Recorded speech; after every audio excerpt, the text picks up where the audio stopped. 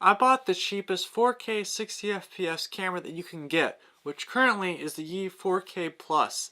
And this camera runs at 4K 60 FPS for all of its footage, but it's got a lot of problems. So today, we're going to turn the cheapest 4K camera into a setup that I am actually using right now.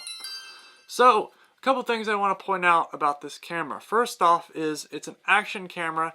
It's basically more or less a kind of copy of the GoPro. The GoPro came first, and then came this camera.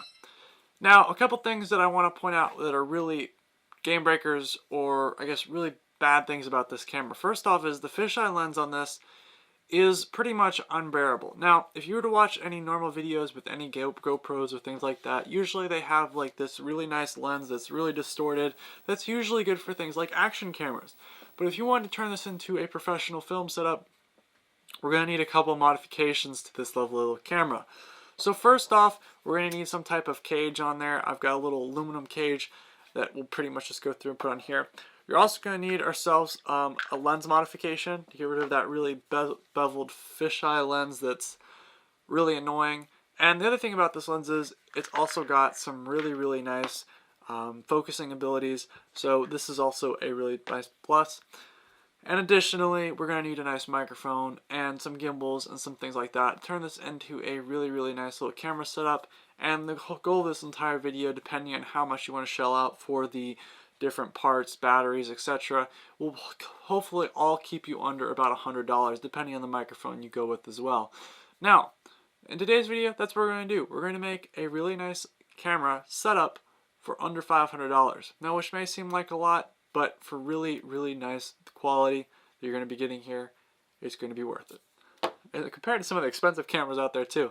So featured in today's video, we have the Pixaero lens, which is a modification for the 4K Plus camera. Now, before you're going to ask this question, did I get this for free? Yes, I did. But there's actually quite a story to this. First off, this was something that I've actually wanted to put on my cameras for almost a year and a half now. And I actually emailed them a year and a half ago about wanting to get a free sample, and I never did. And then about a week or so, maybe like couple weeks ago, I ended up getting an email from them saying that they would be willing to send me one. And I wanted to do a feature on this video because I really like budget hardware and budget video recording, because that's something really dear and close to my heart, because I don't think that, especially with me owning some of actually the biggest server for creators on Discord, that's one of the big things that is closest to my heart, is having, you know, good quality cameras in people's hands for really cheap. So, a couple things to point out. If you've got a decent new iPhone 8 or up, and also most of the newer iPhones or phones altogether, Android as well, should come with around 4K 60 FPS capabilities as well. Now, a couple things that I want to point out that are special about this kind of setup though, is that not only will you have the cage, and you'll have some ability to put some lenses on there, as well as the Pixaero system, which has like other lenses that you can put on the same, I guess, rail and stuff. So it's all pretty much standard for this lens and the whole mounting system that they're going to be putting on here as well. But you also have the ability of having additional storage. You have the remote control access of accessing it from your phone and seeing live footage, using this partially as a webcam, and you also have the ability to kind of add on to this similar to you would having a little camera. Now obviously there are definitely pros and cons to each, but at least with this you can have your phone set up, flipped around, and see exactly what's going on, which I probably should be doing for this kind of camera setup, but at least that you can do that wirelessly without having to go through the whole kind of deal of trying to get a different screen for your phone. This is all separate and is a separate camera. So first modification we're going to make today is pretty simple. We're going to get this lens off, put the new Pixaero one on there. It's honestly, this is actually something so good that I'm actually going to be buying another one with my own personal money. I just want you guys to let that sink in. I don't think I've ever said that on this channel. I'm doing that. Also, the cage itself is definitely a recommendation because it also has a couple important things.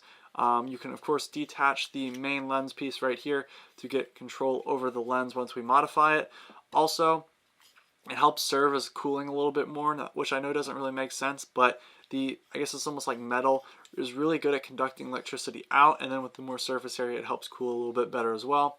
Also, another recommendation I'd have is put the screen protector on the back here. Now, obviously with these cameras, they're small, you drop them, happens. So that's a good thing to keep in mind as well, that if you have a screen protector, it's less likely to damage these little things. Also, a couple things that you should also include with a low budget setup like this is also having some new batteries.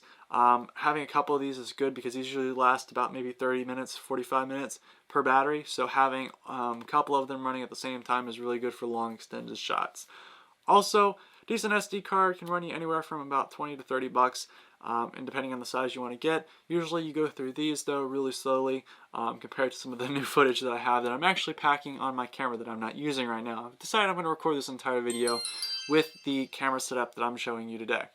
Okay, so one of the first steps that you have to do is you actually have to get out this little ring. It's like a rubber piece or whatever for these GoPros, or sorry, these E4Ks. And all you gotta do is just pop them out. They're a little rubber piece, and they actually took a good bit. But once you get them out, then you put this little tool in there, and you gotta line up the threading, and then you basically just kind of pop the glue out that's in there. Now, a couple things to point out is first being when you do this, just be careful that the sensor on here, well, yes, this is a rather cheap camera, relatively speaking. You want to make sure you don't like face it upwards because you don't want dust to get in there. But then you have to pop off this lovely little I guess plastic piece that kind of houses the lens, and this took me quite a good bit of time because you pretty much just have to like break it off. But one of the best things about this though is that once you get this little piece off, the old lens as well as the new one works together. You can just pretty much swap them out, so you don't really need to worry about keeping any of this housing on because you won't really need it again. Obviously, you know, it did come out pretty beat up, but the camera as a whole, the final product didn't look really beat up at all. It just was this poor little plastic piece kind of got it. So once you get that through, then there's a couple things you have to do, like to screw some stuff in. But as you can see, it's pretty finicky, but once you pop it out, you'll be good. And then here I am just screwing in the new lens. And you have to do some calibration stuff, but once that's done, you'll be all good. An additional piece of hardware that I would recommend is getting some type of gimbal. Now this is the iSteady Pro. It's actually a really popular one. But for the most part, this actually adds a lot more additional depth to your camera. Well, obviously because you're going to be rocking the gimbal. Let me get this calibrated real quick. But as you said, you're going to be rocking this gimbal. You're going to have the ability to control your lenses, get rid of the fisheye. You'll have something extremely stable that you could use for your footage. Now obviously you can't have both the camera cage and this on at the same time, but one of the good perks about this lens is you have the ability, of course, to do additional things with that. Also, you have yourself some mounting brackets on here, and this is, as I was saying, it's about 100 bucks. So if you wanted to get yourself a decent microphone, as well as all that stuff, this would run you about 600 bucks for a fully set up 4K 60 FPS kind of setup with lens control, all that stuff that you could do. Obviously it'd be manual, but you would have the entire setup here, and you would be able to do some really cool footage shots with this. I definitely think that this entire little kit that I'm showing you today, or not really kit, but all the things I'm showing you today, as they will be in the description, are really good for people that are more of on-the-go vlogging, things like that. This would be a lot, well, actually it'd be really, really good. And also it is a really good intro to film photography and all that stuff that I think is also very important. So another thing I want to point out, just stuff that I've used in the past that I've enjoyed. Obviously going from recording off my phone at the start of this channel to going towards actually using the GoPros or these little cameras, these E4Ks, as two different camera angles, and now actually getting back into using them again after I'm modifying them, probably as overhead cameras for, you know, videos and reviews, and then actually getting a really nice camera that I use as my main camera now. Just all those steps, I think that this would have been something I would have been really happy with had I gotten this or done these modifications or gotten these things sooner, because it would have really improved the quality of these cameras. So that's another thing. Let's put these cameras all together and show you what it looks like at the end.